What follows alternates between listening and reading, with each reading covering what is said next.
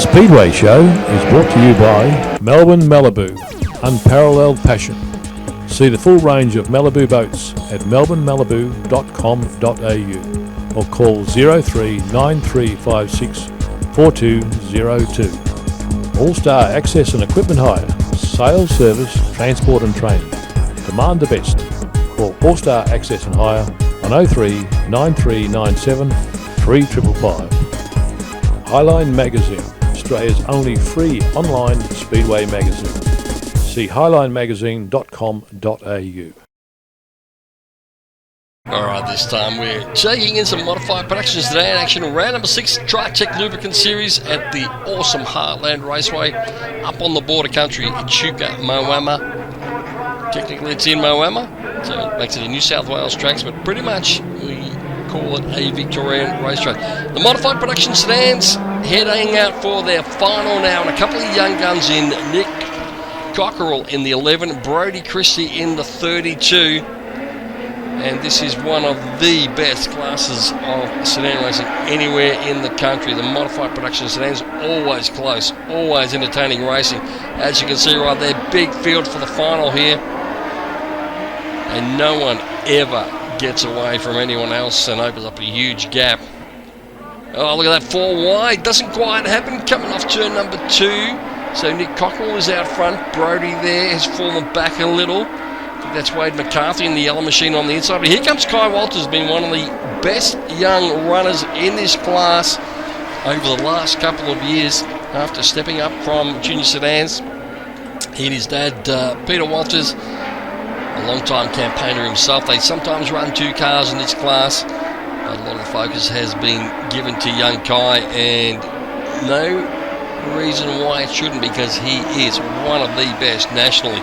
Hasn't won a national title as yet, has been very unlucky in that game, but he's one of the standout competitors. And still the action, 2 wide, 3 wide. Nick Cockerell leading, another multi-generational racer. Dennis Cockerell, long time racer, chief steward, official, big history in the sport. So we look back to the 81 of Rodney Burr. See the full range of Malibu boats at melbournemalibu.com.au or call 03 9356 4202. 32, and Brock Atkins in the 4. We look at these 4 guys here. The eldest one there would be Nick, who's maybe in his early 30s. Brock Atkins, a former junior sedan national champion in the 4. Of course, he and his brother, his younger brother Todd, were the only 2 brothers ever to win the National Junior Sedan Championship. Wade McCarthy a little further back, and still that 3-4 wide action going on there. Andrew Blackwell in the yellow Nyora 7, just going out of frame towards the back of that picture there. But there's that top 4 cars. It's still Nick Cockerell out front. The red line, number 11, red line from Ballarat. Kai Walters also coming out of the Ballarat region. A lot of Zuli racing up on the famous and historic Red Line Raceway in the shadows of Mount Buninyong. So Cockerell got about a car and a half over Walters. Walters carries a little bit more speed into turn 3. As many of the sedan racers love this Heartland Raceway. It's about half a mile, close to half a mile round. So it's one of the bigger tracks that we run. Most tracks quarter mile. This one is just that little bit bigger. Dave Roberts, the owner, the promoter, former sedan racer himself. All-Star Access and Equipment Hire, Sales Service, Transport and Training. Demand the best. Call All-Star Access and Hire on 03 9397 3555. Hey guys, do you like your sport colourful and large? Well, that's exactly how highlinemagazine.com.au likes to bring it to you in a totally free digital online magazine format. Lots of big colourful photos, interesting stories, bit of history from time to time, some old-time photos, some controversial articles also, I must admit, but lots and lots and lots of big, awesome photos, unseen anywhere else around the world in a lot of cases, and it's all totally free. highlinemagazine.com.au. Like us on Facebook, or go straight to the webpage. And Christy, Atkins out of Hamilton. Christie from up Alexandra Way is where he cut his teeth racing. And again, all of these guys pretty much come out of junior sedans. 1200cc Speedway Sedans Australia category, national category, that has brought us some fantastic young talent that has gone on to bigger and better things. Right here it's Nick Cockrell, Kai Walters, and still Christie and Atkins fighting hard.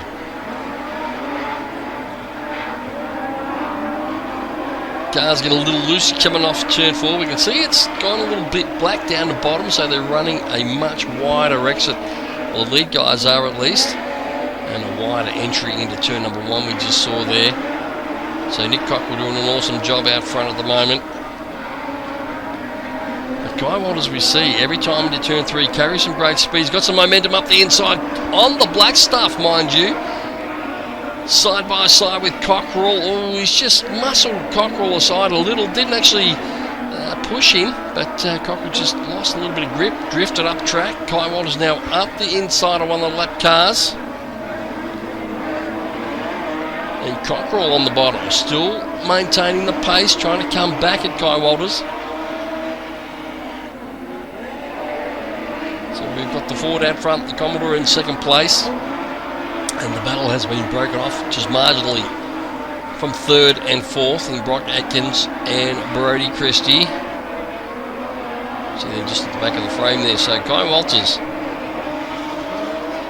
having taken the lead, but hasn't been able to pull away too much yet from Cockrell. Sorry.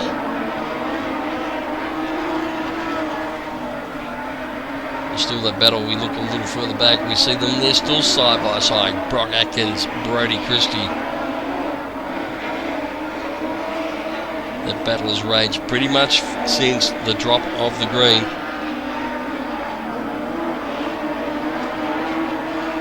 The venue, of course, where the Australian Super Sedan title will be coming up in just a little while. Cockrell now closing back in on Kai Walters.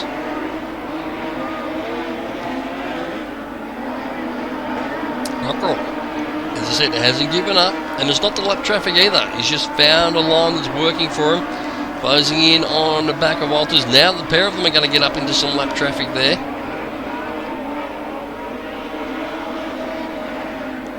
Not quite yet.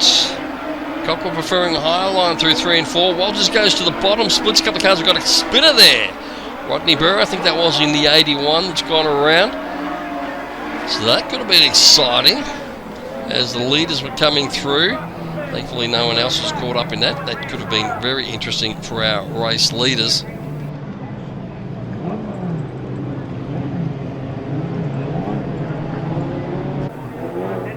Alright, so we're back to the restart. Kai Walters, Nick Cockrell, Brodie Christie, Brock Atkins, Andrew Blackwell in the 7. So around the restart cone, can't pass until we get past the restart cone. So despite Cockrell being down on the bottom line there, he knew he wasn't able to do anything. Look at the difference here, nothing between them at this stage. Coming off of turn number 2, there was no gap. And again, this time, Cockrell was quicker into turn 3, right on the hammer of Kai Walters out front.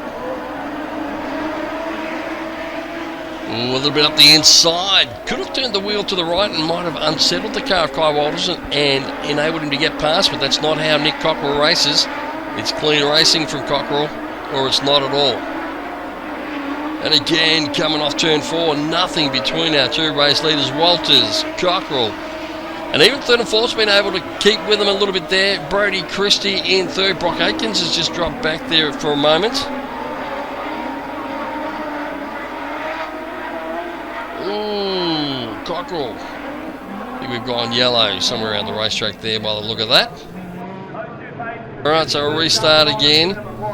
And it's Walters, Cockrell, Christie, Atkins, Blackwell. Just come through from a little bit deeper in the back. And again, despite taking that line on the restart, Cockrell trying to get advantage. Ooh, a little bit of contact there. Just got lightly into the back of Walters, but didn't upset Walters too much. Seemed to upset the movement and the momentum of Cockerell, if anything. Have a look at this for a battle. We got 5 cars now. Oh, Blackwell just about tagging the wall there in turn 3-4. And in fact, we've lost a runner there. Brodie Christie, just like that, dropped out of 3rd place. So it's Walters, Cockerell, Atkins, Blackwell, David Smith in the Mildura 19 coming into the mix, former national title holder. Oh, 3 cars battling hard there, make that 4, and 5 is not far out of 3 wide coming off turn number 2, and Cockerell just got a little out of shape, lost some momentum. Brock Aikens slips through there, so it's still Kai Walters. Now it's Atkins. Oh, Atkins has just died. The machine has just died. So takes 2nd place and then immediately drops out. I think maybe a bit of a gearbox issue as a result there, but that has opened up the door for Kai Walters. And Cockerell back in 2nd, but a bit of a gap now. What a disaster for Atkins just as he does that. And with inside of the checkered flag, so the win to Kai Walters from Nick Cockerell, Andrew Blackwell, David Smith, Aaron Bunton, Wade McCarthy, and the rest of the field with plenty of action going on there. Graham Weston, the 56, Matty Nelson, Rachel Pratt in amongst it there, and a couple of non-finishers as well. But put your hands together for Kai Walters, as I said, one of the standouts in the last couple of seasons in Mod Pride Racing, as we call it.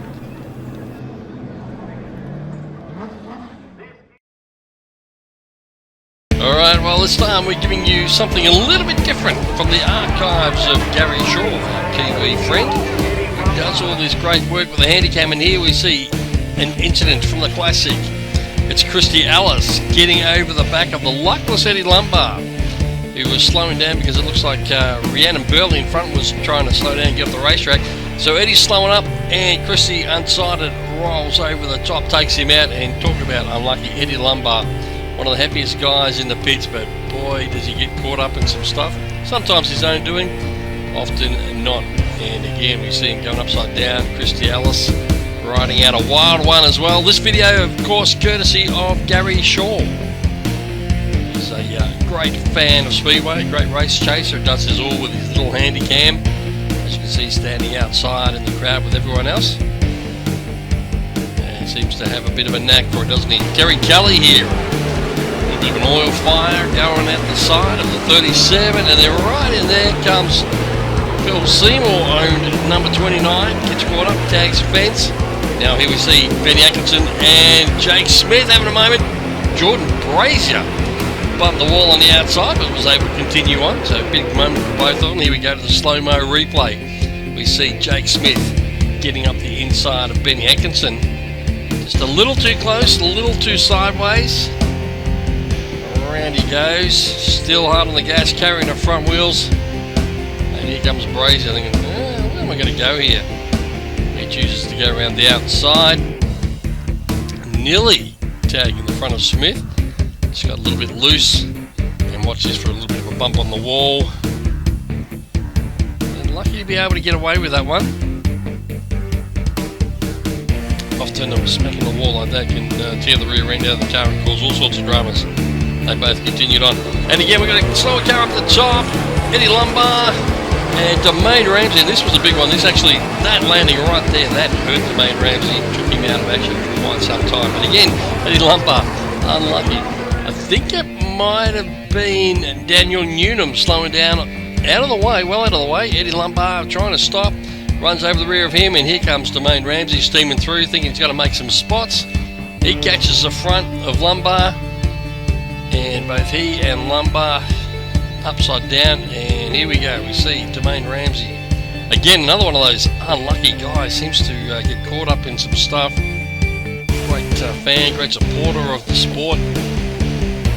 Hard one on the roof there, but it's this one here, the landing coming up, which does the physical damage to the unlucky Domain. So right now, compression of the vertebrae is the drama there, as we see Eddie Lumbar in the background, just slowly rolling back down onto 4 wheels. So that was actually a fairly big wreck there for both those guys, and unfortunately Dwayne Ramsey getting injured in that one. We see J-Mac, James McFadden, and on the bottom there, I think that's Tim Kading, the American former classic champion. Very unusual for him this time. J-Mac, James McFadden leading the preliminary feature. Jamie Veal there, the 35, you saw spinning out. He was very lucky as his mate, James McFadden, tagging the wall and losing the lead. And Veal, who was following behind, almost lost the lead, but was able to spin out, keep the car going. And as he wasn't deemed to be the cause, he was able to go on, restart the race and continue. McFadden said, don't know what happened there, just came in the corner like every other lap before. But this time he actually was trying to lap a car, and to be honest, from memory, he came in there a little bit quicker on the bottom than he had previously. It blew through the bottom, up to the top, tagged the wall, and as you can see right here, that's the end result for the unlucky J-Mac, who was he's been fast this season and at the Classic, but it's just his luck this season has been, well, it hasn't all been good, let's put it that way. And there we go again, we see the V35 of McFadden, of Veal, his good mate, Jamie Veal, turning it around and having a spin, trying to make sure that he didn't run into McFadden. And he went on to win the event after the restart. Alright, this time round, we've got a few more little incidents here. 49 car there of Ian Matson.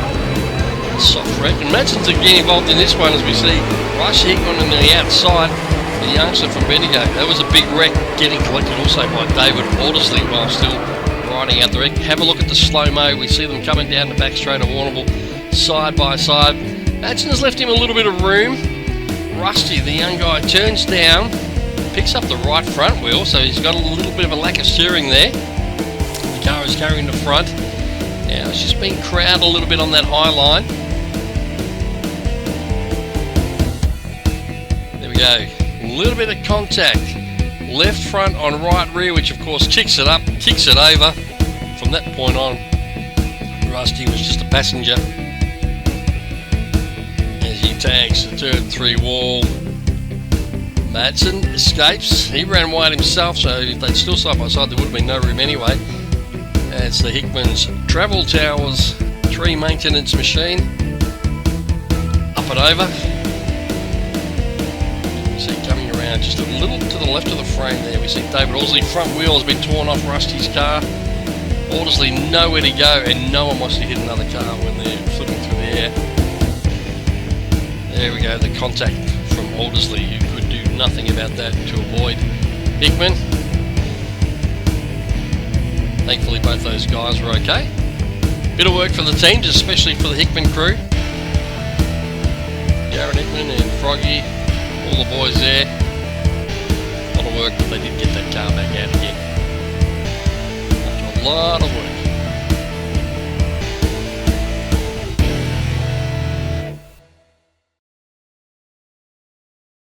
Alright, well, now we're bringing to you the G-Town Rumble from Avalon Raceway, an annual event for the Speed Cars, or the Mighty Midgets as they're known elsewhere all around the world. We've got a great field of cars here for you tonight, including multiple Australian champions in the field, and a couple of extras, including Dean McAllen from WA. He's been doing a little bit of racing over here this season.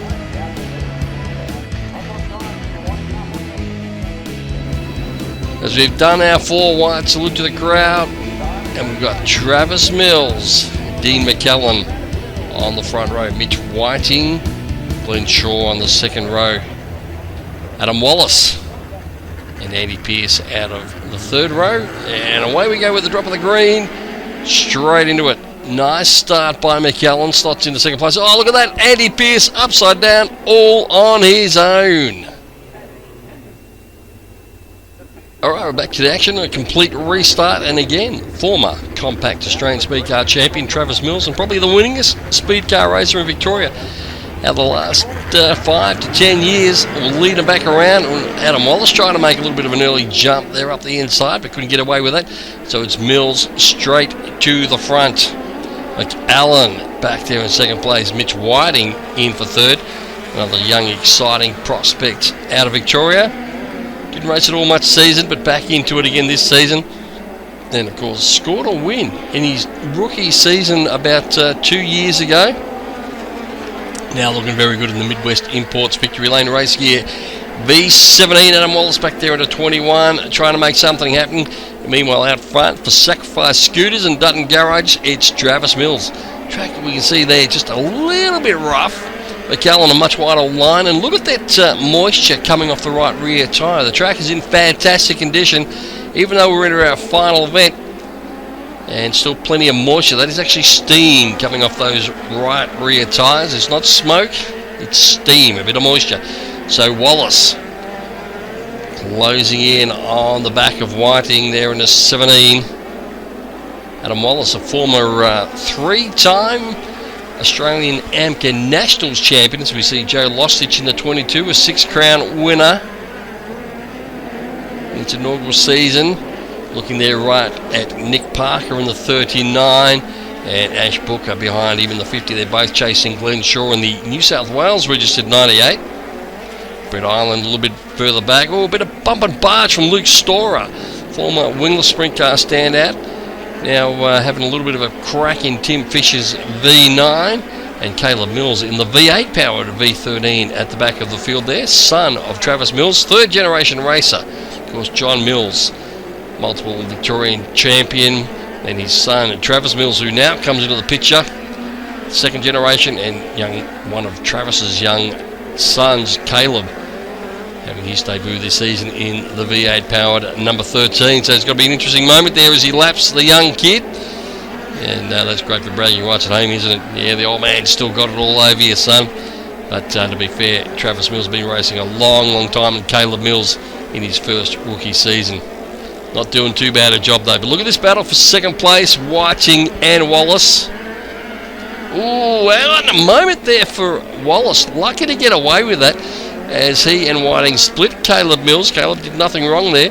Wallace just cut a little bit too fine, rode the wheel there. Could have been a lot worse, could have gone upside down, could have copped some serious damage.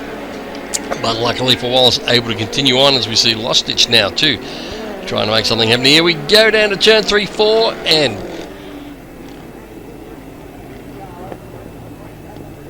so that was Ashley Booker that turned around just before that little break in the V50 machine, the green and black machine, as Mills will bring them back to the green flag. Ooh, Whiting, just the car didn't seem to launch there. Lost a bunch of ground. McAllen took the opportunity to slide up the inside of Wallace, take back that third place. Remembering that Dean McAllen was our front row starter alongside Travis Mills. Big battle still behind Nick Parker, Joe Lostich, and we've gone yellow again.